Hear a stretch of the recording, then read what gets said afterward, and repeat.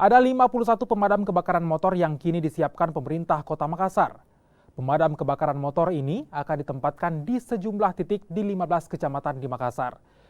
Kehadiran pemadam kebakaran motor untuk membantu proses pemadaman kebakaran yang terjadi di area dengan akses yang sulit ataupun di dalam lorong. Selain pemadam kebakaran motor, pemerintah Kota Makassar juga memberikan pelatihan bagi sejumlah relawan. Dari PK Lorong, PK Rong itu adalah pemadam kebakaran stasioner, tidak bergerak. Baru kemudian damtor, baru kemudian pemadam kebakaran. Kenapa? Karena kita ingin api awal itu betul-betul bisa ditanggulangi oleh masyarakat 4 menit pertama. Nah, baru seperti tadi disimulasi kan kita bisa lihat bagaimana sistem itu dibuat. Pemadam kebakarannya menyuplai ke damtornya, kemudian damtornya tetap menjadi bagian terdepan. Apalagi menghadapi ruang-ruang sempit seperti lorong.